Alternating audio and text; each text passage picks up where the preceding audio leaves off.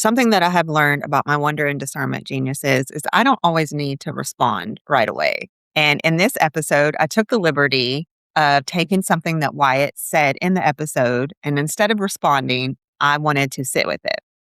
Since then, I have been getting a similar message showing up over and over, and it showed up again today. And that is the issue of safety and responding in a way that is not hardening our hearts or protecting us.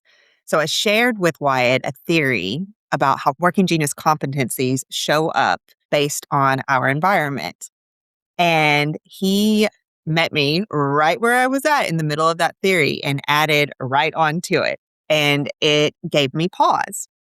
So after sitting with it, his I am model, where he is saying that our truth, our identity get covered up or protected when we feel kind of out of alignment or in an interview process where things don't feel quite as safe, we show up in a different way than our authentic selves. I encourage you to listen to his model that pairs well with my working genius theory. And when I am in the interview process, my number one goal is to make the person feel safe so that they let down those walls, not to catch them at something, but to make sure that they are showing up as their authentic selves, to know that they will find joy in the position that I'm offering them, that they will pair well in alignment with the company. I hope you enjoy today's episode.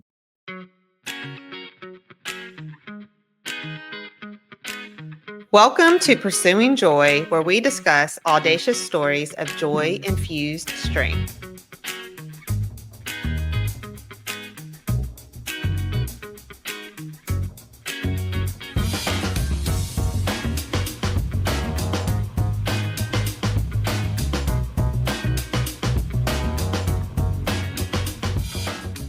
This is my first recording in 2026. So we have Wyatt here to start off Pursuing Joy in the new year. Wyatt, explain who you are, where you're located, and give me this title switch that we were just kind of talking about. Start off Absolutely. there. Thank you. Absolutely. My name is Wyatt Castle. I live in Huntsville, well, just outside of Huntsville, Alabama. I'm the owner and founder of Now Here Coaching. That's my coaching business. And the title that we were just talking about was, for a long time, I've called myself a life clarity and opportunity coach. However, doing some deep diving and realignment, I've landed on an identity architect as my title. And so that's the shift that we were just talking about. Okay. And I'm really excited. Yeah. So the reason that catches my attention, and anybody that's watched several of these episodes, I have a very I have a bias, a prejudice maybe against the word coach. I Yeah. don't. I feel like so many people are using that these days that it's become such a watered down concept. And so when you hear that, you're not totally sure what you're getting. You really could just be getting a gimmick at the end of the day. So when you said identity architect, I was like, oh yes, how can we evolve into narrowing down and nuancing this broad term of coach? So I thought that was fantastic. So tell me about how identity resonates with you, how that word resonates with you, where your passion is in relation to that. Thank you. Yeah. Identity was something that I think we all struggle with as we get older. We see who our parents are. We see the other people that are around us. They're celebrities and they create this image. And I think that of what we're supposed to be like when we get older or who we're supposed to be. And image is not identity. And as I got older, I went in the Marine Corps at 17, and that was an image that I looked forward to carrying, was the image of being a Marine. But not because of the Marine Corps itself, but when you earn that title, it changes. Now you actually, the internal is reflecting the external at that point. And so there's a weight that comes with that. And so I very quickly realized image is so important, but it doesn't define who I am and my identity. And so as I struggled with that, especially after I got out of the Marine Corps, as most military members do, like that shift from being active duty back into civilian world, Mhm. it's not an image that you necessarily carry anymore, but you have the badge of honor and the respect of the of doing that and serving. But for me, it was I needed to understand who I was. I didn't need to understand what people were telling me or what social media was advising me on. I wanted to know who I was, and not just a father or a husband or a brother or whatnot. Those are different titles that we give ourselves, but who's actually operating this, right? Like Right. who is actually wired into this, and how do I connect and understand and communicate and talk to who I am? Awesome. Okay. Sorry if that So was deep off the bat, but that's right, no, honest. I love that. I love that. Okay. So, do you feel like you've landed there, and do you feel like you have a way of offering that to others? Yeah, I think it's always an evolving thing. I think that we're always maturing. Mhm. But the way that I've gotten peace with accepting like identity architect is because there are truths about us, right? That's one of the reasons Six Working Genius was my first, um, I guess you could say, model that I adopted. Okay. Because as I challenged it, it wasn't a linear process because who we are isn't just supposed to be an individual. Who we are is something that is a part of something else, a body, if you will, right? Like we're made to connect and work with other people. How does that work? Not just understanding who I am, but who I am with other people, around other people, and specific people as well. And so that's when I first kind of jumped into Six Working Genius. And so why I feel comfortable offering what I'm doing is because I've challenged it. I'm a deep thinker. Not everybody's a deep thinker. It's the And so discernment. yes, yeah, my discernment. Um, and so as I've gotten more comfortable with challenging myself and allowing myself to kind of go the extra depth, right? Discerning into it, not just the surface level, but really diving into it. That's where I've found true identity rests in that. Okay. All right. So, your geniuses are discernment and galvanizing. Mhm, Your competencies are wonder and enablement. mhm, So, I I've talked about this a little bit, but over the holidays and things, I've noodled on this a little bit more. So I'm going to get your input on this. love it. Yeah, let's go. Okay. All right. So we obviously geniuses are more your purpose and your calling, right? Mm, Like kind of who you were born to be. mhm, And I feel like competencies are not talked about a lot. And I mm, have constantly felt like, I was thinking about this, and then my 16-year-old took the student assessment, and it, mm, it nailed this down for me even more. And the competencies to me is a response to your environment, the way that you were brought up, maybe even some trauma in your mm, life, but the environmental response to who you are, or mhm, expressing who you are. And so I uh, have noticed for me, so my geniuses are wonder and discernment, and my competencies are invention and galvanizing. If I feel like I am in a safe, loving environment, I lean into my wonder and discernment wholeheartedly. mm, If it starts feeling dangerous or like I'm not being received well, mhm, and with my wonder and discernment comes a lot of questions, I start backing off the questions, and I will move into invention and galvanizing because I think that's going to be received better. So if you consider, and I'm putting you on the spot here, yeah, your yeah, geniuses and your competencies, how does that land with you? Do you see anything in your own life that could go yeah, along with that? yeah. So just to clarify, so you mean as I work in my geniuses, if those are not well received or not being acknowledged, I tend to step into my competencies to compensate for that. Yes. Okay. Um, yeah, I can see that. So my geniuses being galvanization and discernment, wonder and enablement are my competencies. Yeah, I can absolutely see that. Okay. I'll give you an example. Okay.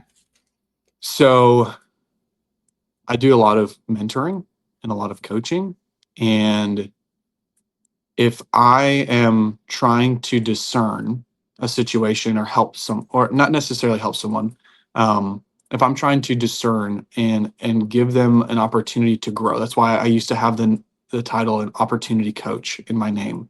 I, Okay. I wanted to create those opportunities. That's that galvanization, right? Like I'm encouraging people. That's my natural gift, is to encourage people. If it's not being well received and the coaching isn't going well, I shift into more of um a wonder. I have to, which it's kind of hard as a coach, right? You have to be wondering. You're not Yeah, you have to be assuming, curious. But do you feel like you become remaining more of a curious. helper? But I become more of a helper, but to an unhealthy level when I was younger. Mhm. Oh, okay. Um, Okay.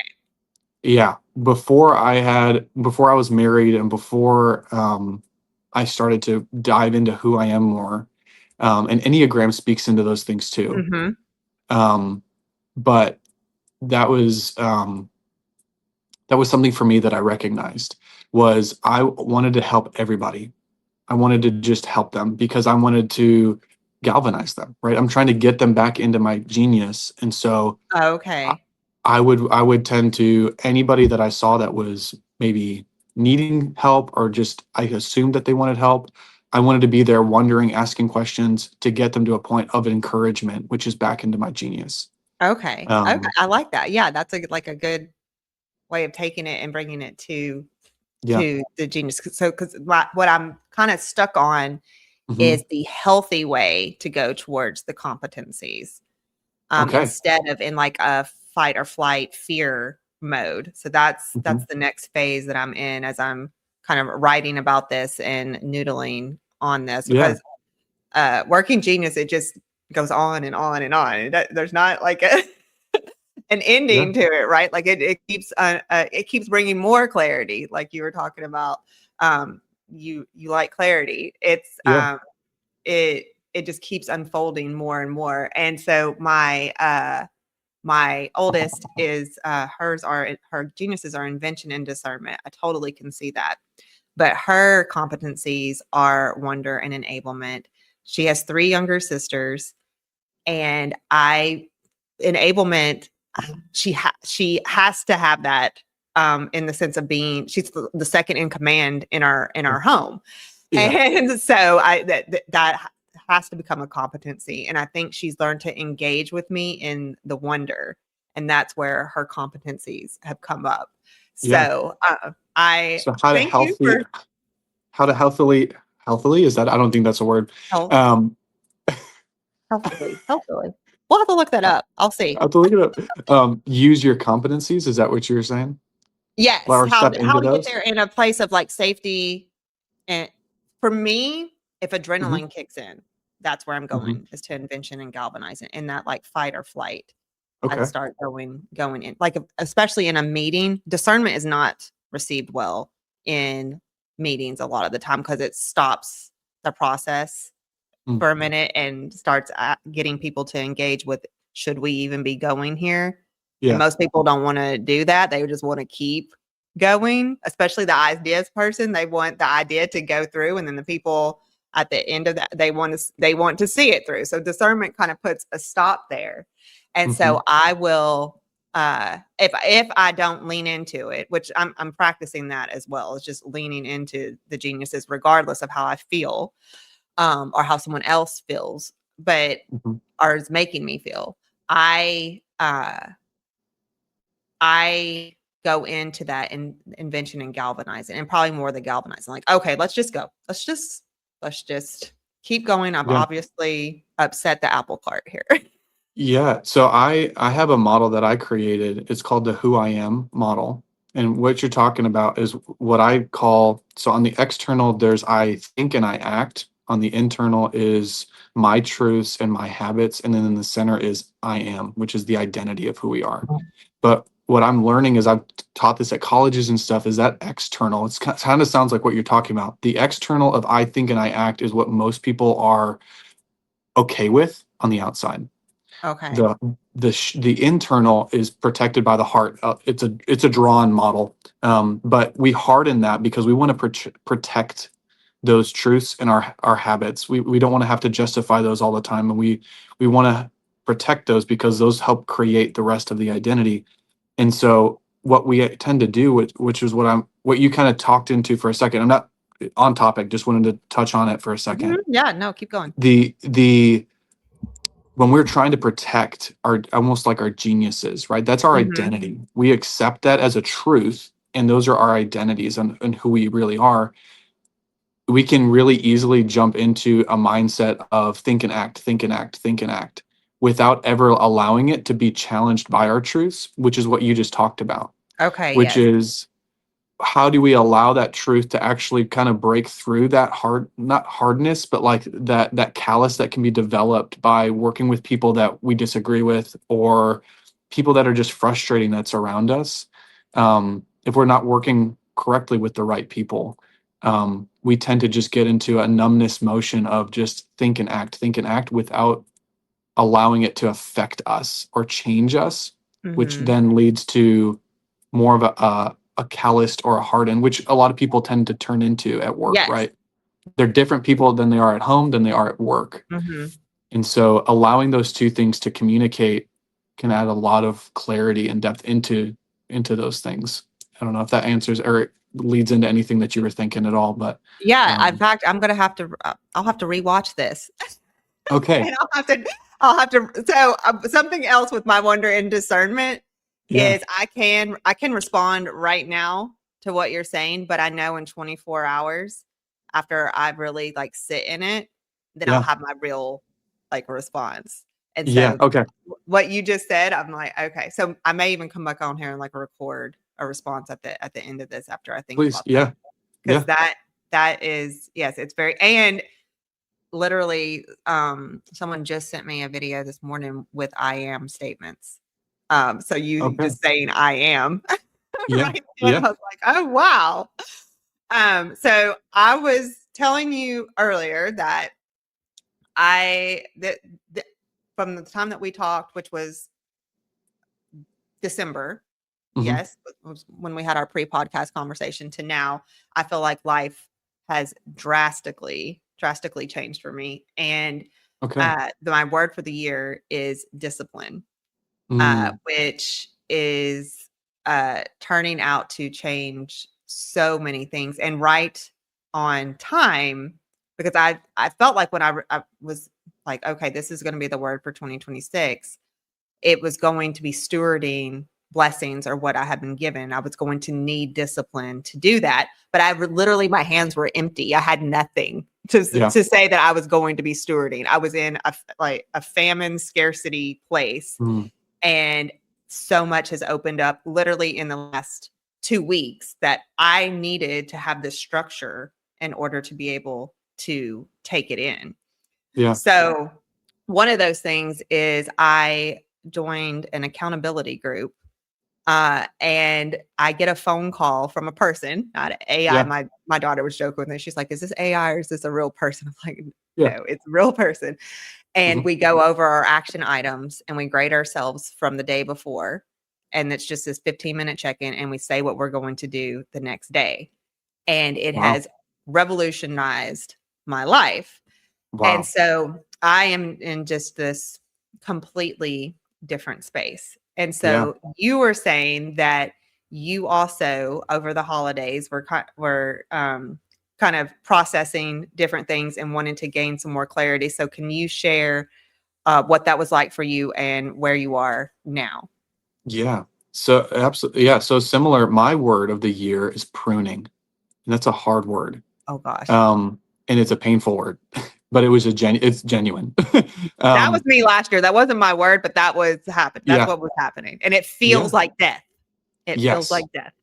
And it does, and it's so painful. But that was where my clarity. So over the holidays, I realized that I had my personal business, I had my personal life, I had my 9 to 5, I had all these. I'm helping support and run a nonprofit. Like there's so many things that I'm doing, and they all make sense, and I feel like they're all in the right lane. But why do I feel a disconnect?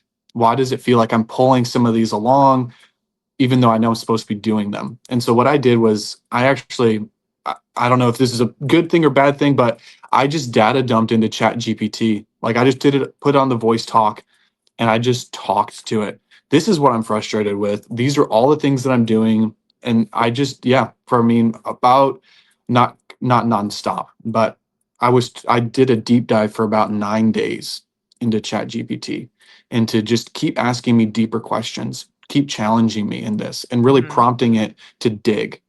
Um, Now, the reason why I love that is because I now understand how I need to use ChatGPT. Not only that, but it gave me some insights that I was denying. And as you were talking about the competencies, I wanted to just help everybody. My business was focused around helping young professionals. That was the Mhm. heart of my business.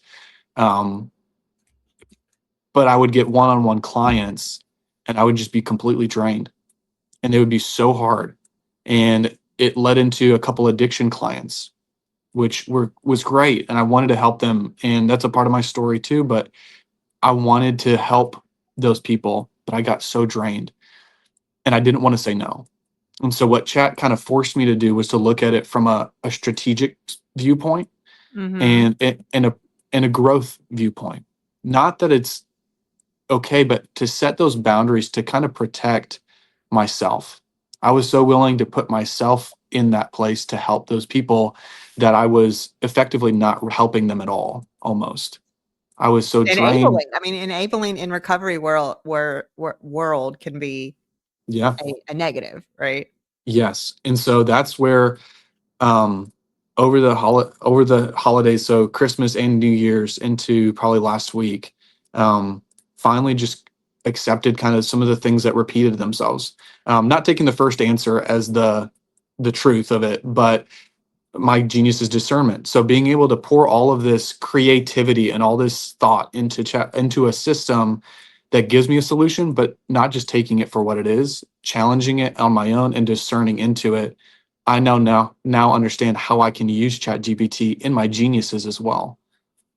And so Okay. that's what I was doing over the holidays, was really breaking down what am I trying to go, and how does this systematically work together where I'm not having separate things that I'm running outside of it, but all in one vision. Um, So so did you come up with a synchronicity or did you let go of some things?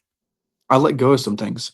Okay. So I'm in that's this why I said, yeah, I'm curious that's what I'm curious about because I need to let go of some mhm, things as well. And mhm. how did so was it your discernment like sitting with that or what how did you make that move? the the word I would use is peace.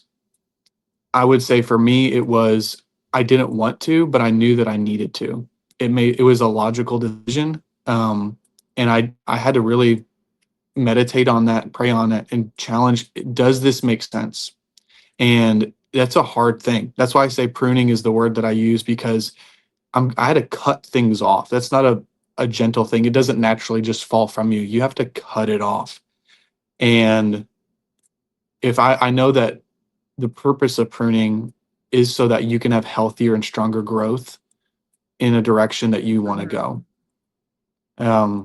And it strengthens my roots and my business, and it protects my family, because my family ultimately was who was paying for that, right? Right. As I was stressed out or drained at the end of the day, I was having to um, take those steps back and go, man, it's really my daughters that are wanting to play that I'm not playing with. It's not the client that I'm not going to say no to. Now it's affecting my family. And Mhm. so that gave me a lot of clarity and confidence too. Okay. No, that makes sense. So for me, last year was uh I'm an extroverted person. I Mhm, love being with people. I'll even say people are my addiction.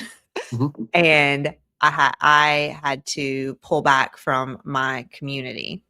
Mhm. And uh it's interesting because during that time is when I started this podcast, and I realized in this like lonely kind of season that was self-imposed based on obedience as far as Mhm. what I believe, um the right people that I needed in that season were being brought into into my home on my screen, and Yeah, it helped develop who I was becoming. absolutely. And what you just said about like, okay, I if it is going to be helpful to my, because I'm literally right now I'm so busy, Mhm. and this is a good thing.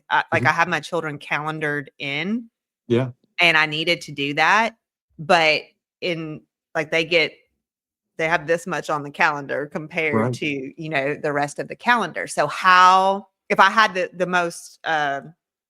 best client that was providing me, with the most income and was, a VIP, I would give them more space on my calendar, right? So Yes. it makes sense, because and none of the people as far as clientele that I need to let go are bad people Mhm. or Yeah, causing any negative effects in my life. It's right. just some of them, they're not aligned with my business model right now, and Yep. it is time. So that was a And fantastic one message. thing, not to get, yeah, we can shift into something, but I was just going to say, for me, one of the things that I was challenged by one of my mentors is, work life balance doesn't exist, right? We try and create this work life balance, but he uses work life harmony, and I'm sure that if you've been around coaching, that you've heard that Yes. before. And I grew up with a family that sang a lot, and so it resonated really deeply with me Oh, okay. because you're somebody, just because you bring in another voice doesn't mean that doesn't fit. It just needs to make sure that it's singing in the right note, or on the note that they're supposed to, that harmonizes with it. Because like vocal waves, right? Like it's Mhm. constantly up and down, and it's not about creating a consistency and balance. It's more about understanding that when things go up, we all need to go up together, and when things come down, we all need to come down together. And so allowing harmony within our life, because every season's different, every day's different. And Mhm. so allowing that to give us peace as well, of I didn't give my family as much time today, but the energy that I put in, it met what they needed. And my daughters are 5 and 8, so they need a lot more, Oh, right? yeah. They're in that season of like they're constantly like sitting on my foot and hugging my leg as I'm walking around the kitchen because Right. they just want to be that close to me. And I love it. I do. I love it. But I can't give them that all the time. And they need to understand that too. So, what I was going to say when you're talking about the competencies, not to go back into that Oh, yeah, no, let's directly, go. but that was what I did, learning how to set healthy boundaries. And I know that that's a really simple thing to say, but those boundaries include pruning sometimes, and understanding I can't help everybody. So, who is it that I need to help? And then creating a space, for the other people that want to work with me, Mhm. and they want to be around me and they want to spend time, but I can't put it into my schedule. Um, or I can't, it's going to drain me if I'm the only one, if we're doing one on one. And so I created my own network, is what I ended up doing. A Mighty Network is phenomenal for Six Oh, Working yeah. Genius. But I created, it's called the Now Here Network. And it's a place for me to encourage people as professionals to connect with one another, where it's not all on me, but it still So gives me a explain that a place. little bit more. How do y'all what is the Yeah. coming So together? it's I'm sure if you've heard about it. So it's a school platform. Um, if you know what school is, SKOOL. Uh-huh, yes. Yeah. And so what I'm currently using it for, and how I've designed it is, let's say that I get contact, somebody finds my website or finds my Instagram and reaches out to me. We set up like a one-on-one phone call, or we do like a, what do I call it? Identity lab or identity something. Um, Okay. and so we'll step into that. And then through that conversation, it may be like there's somebody that's just really broken, right? there's somebody that's just really hurting and needs therapy, but they don't want to go to a therapist, Mhm. community is therapy. If you're around the right people, Yeah.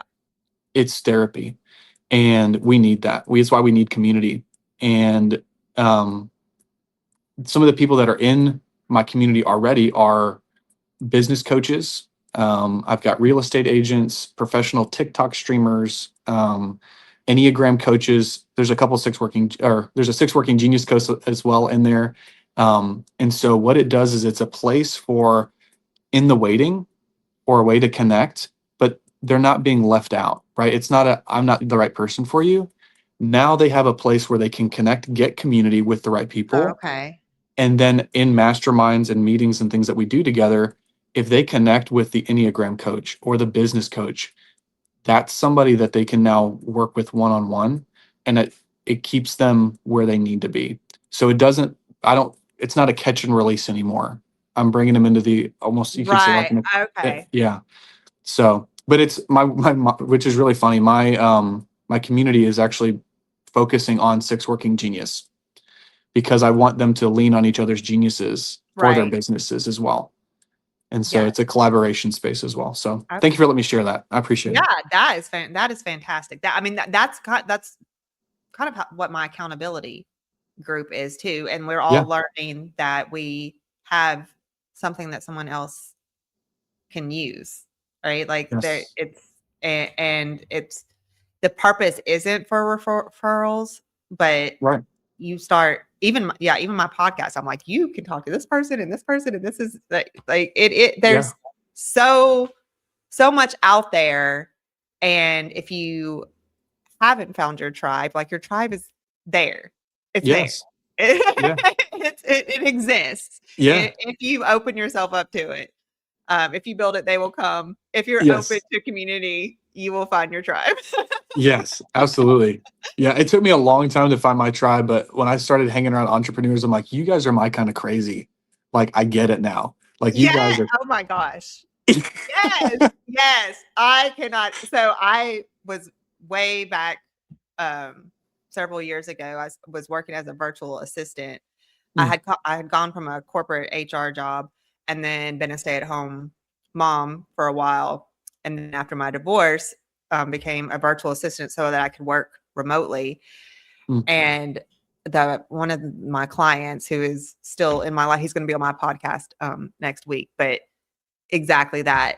I was like, I'm not crazy.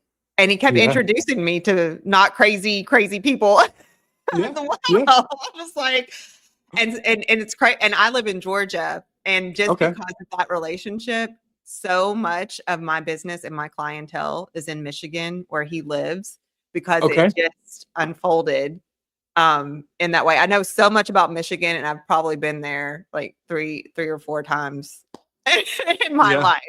And but Yeah. that's apparently my people are in Michigan, I but went to I my went to high weather is school. not in Michigan. No, no, no, no. I'm hating this right now. We just had that cold dip, and I'm like, Oh yeah. yeah. Yes. I was gonna say So I went to high school in Michigan, just north of Flint. oh, So okay. that's That's I'm hiring for Flint right now. Yes. wow. Okay, Yes. I'm very a home cool. health care agency has hired me up there to bring in home health care workers Wow. in Flint. So yes, I know Flint and the Detroit Mhm. area as well as where I end up going when I'm up there. There's phenomenal food. Yeah, I I love the haven't been ethnic there in food a up couple of there. years. Well, that's not true. I went up for a high school reunion not too long ago, but um, yeah. And then I just spoke at Lookout Mountain. Is that right in Georgia, right on the Tennessee line? Oh, yeah, yeah. Yeah, I just I'm near Savannah, but I'm trying to go north. For like my house is for sale and I'm trying to move gotcha. in Yeah, that it's a direction. Yes. gorgeous area.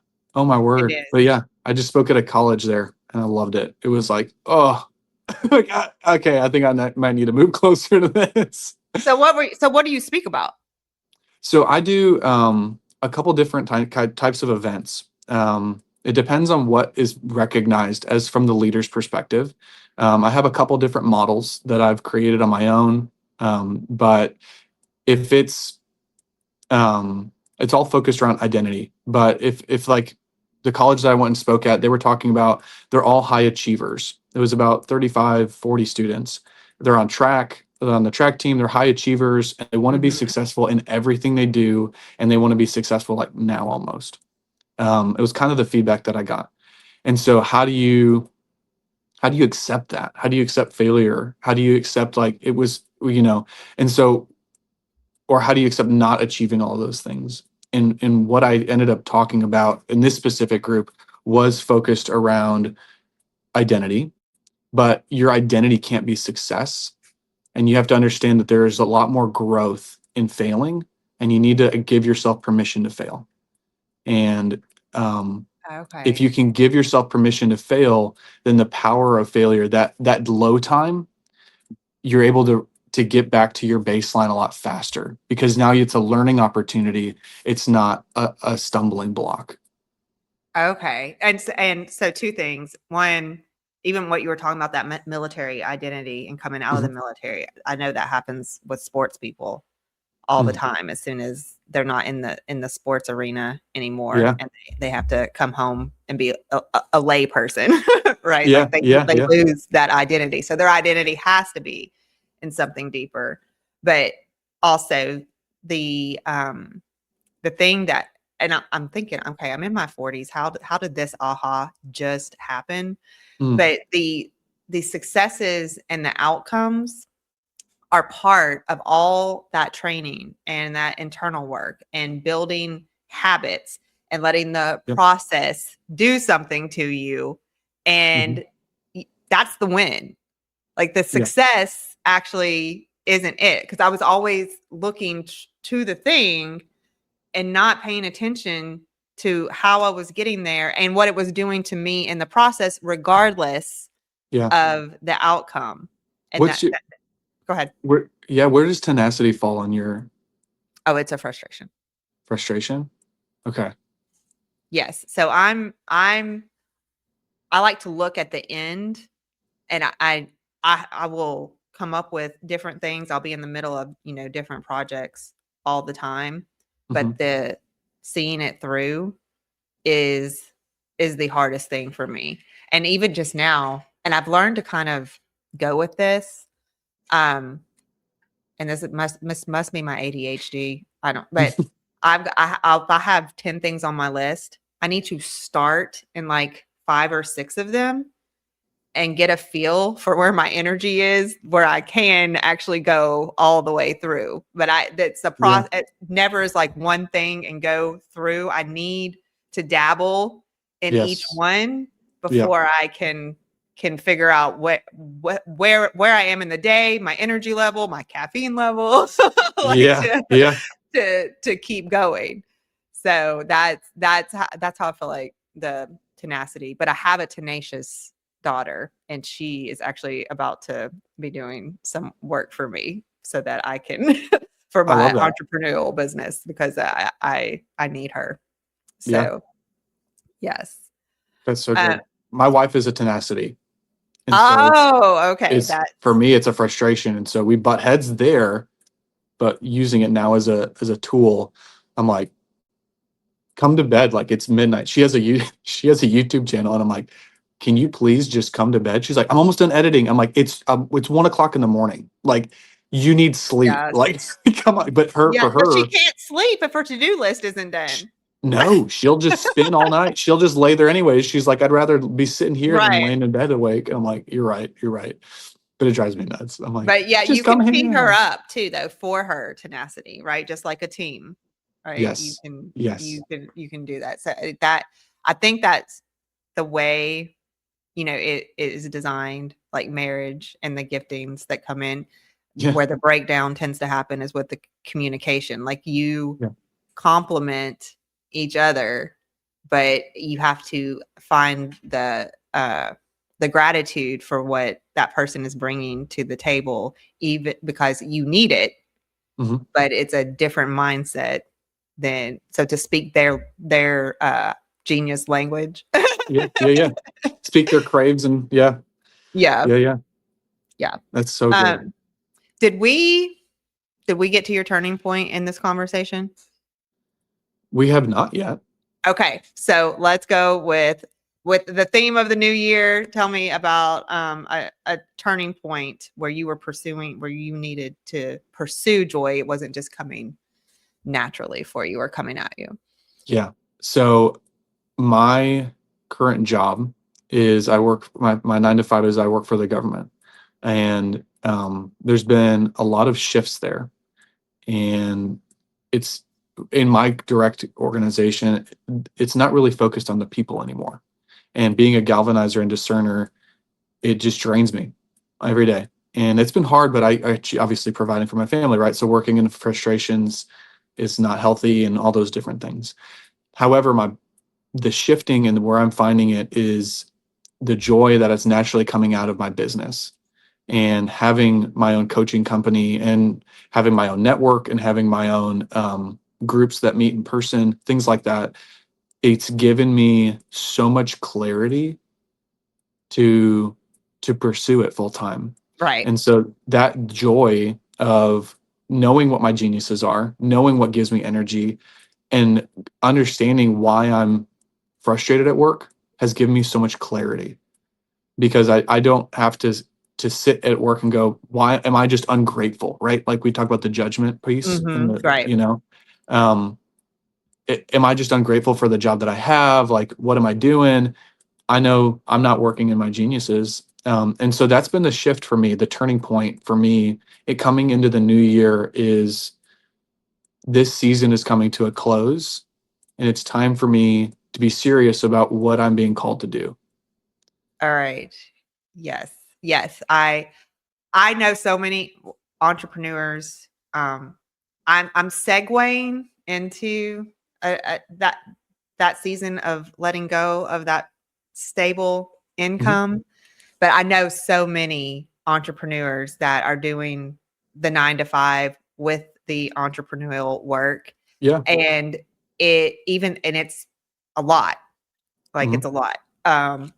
But it sets you up to be able to go in and do that tenacious work, right? Right. Like it fuels you. Like this podcast, I Mhm. know that my energy level, which would normally drop in the afternoon, is going to go way up and get me through the mundane tasks that I'm Yes. about to have to do, Yes. because you're doing the fulfilling work.